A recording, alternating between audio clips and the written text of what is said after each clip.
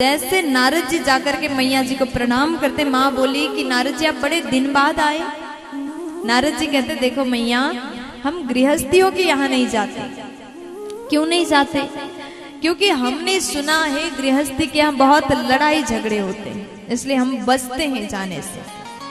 अब मैया पार्वती बोली कि देखो नारद जी, तो आप गलत सोचते हैं, हमारे घर में कभी लड़ाई नहीं होती। गृहस्थ हो तो भगवान शंकर के समान। भगवान शंकर जी का गृहस्थ आश्रम ऐसा था। इनके परिवार में कितने लोग हैं? भोलेनाथ के परिवार में 4 लोग हैं।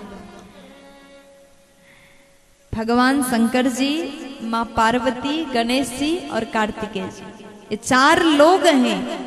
लेकिन परिवार में इतना अच्छा व्यवहार है, एक दूसरे से इतना प्रेम करते हैं, इतना सुंदर गृहस्थ है। चारों की एक साथ पूजा होती है और अलग अलग की भी पूजा की जाती है। भगवान शंकर जी का भी अलग पूजन किया जाता है, अलग मंदिर बनाया जाता है। माता पार्वती का भी अलग से पूजन किया जाता है। गणेश जी का अलग मंदिर बना करके पूजन किया जाता है और कार्तिकेय भगवान का भी पूजन किया जाता है। क्योंकि ये परिवार इतना सुंदर, इनका गृहस्थ अच्छा है, इसलिए ये पूजे जा रहे हैं। प्यार से बोलो। उसी प्रकार हमारा भी गृहस्थ आश्रम अच्छा होगा तो सब हमें भी सम्मान देंगे।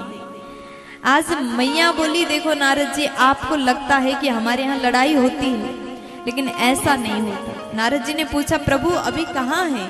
माँ ने कहा भगवान ध्यान में बैठे हैं, वो समाधि में बैठे हैं। आप बताइए आप किस लिए आए? नारद जी कहते हैं मैया मैं तो बस आप लोग के दर्शन करने के लिए आया था। और नारद जी ने कहा कि आपके घर में लड़ाई तो होता होगा, कभी तो होगा, ऐसा हो ही नहीं सकता कि लोग कहते हैं ना हमारे घर में कभी लड़ाई झगड़े नहीं होते। लोग झूठ बोलते हैं। आप चाहे कितने अमीर हो, कितने गरीब हो, सबके घर में लड़ाई कभी ना कभी किसी बात को लेकर के होता ही है। जब आप सालों से किसी एक व्यक्ति के साथ में रह रहे हैं तो वहां कभी ना कभी मनमुटाव झगड़ा तो होता ही है। परिवार में झगड़ा होता है और कई बार पति पत्नी में लड़ाई होता है। भले ही लोग बाहर जाकर के कहते हैं तो हमारे शादी के 10 साल हो गए, कुछ लोग कहते हैं हमारे शादी के 15 साल 5 साल हो गया, आज तक लड़ाई नहीं हुआ।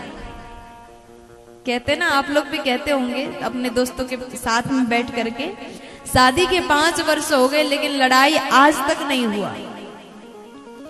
ऐसा कौन कहता है? समझदार पति कहता है।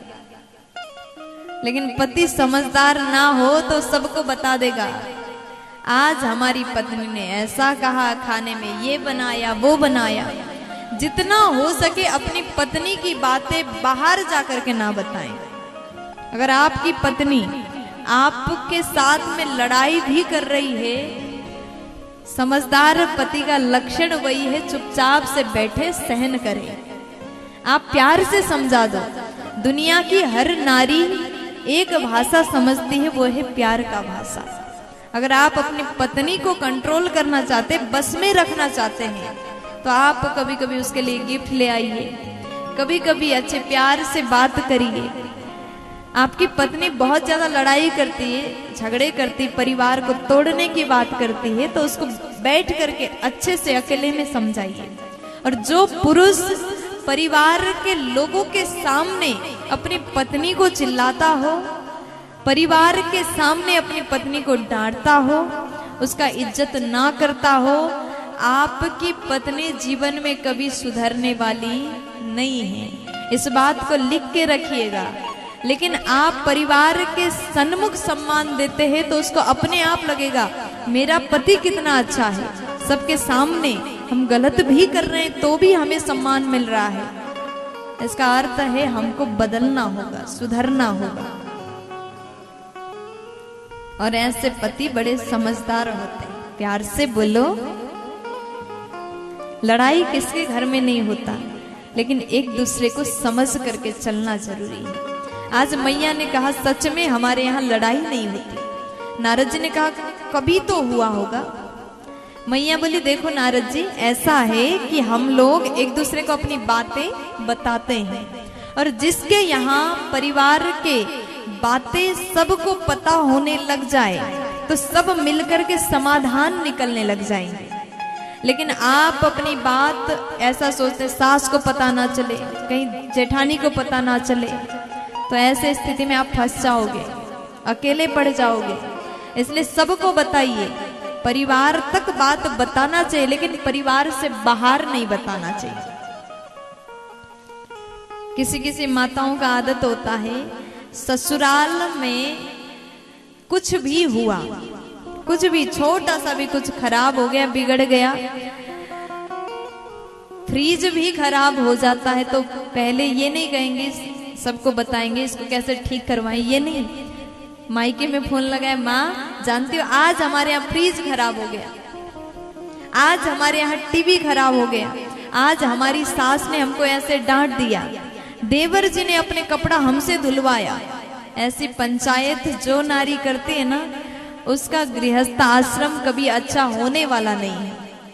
आप परिवार के साथ में मिलकर के चर्चा करिए, एक दूसरे को बताइए। माता पार्वती कह रही हैं हम भगवान को हर बात बताते हैं, और भगवान भी छोटी सी बात भी हमसे छुपाते नहीं है। इसलिए नारद जी हमारे घर में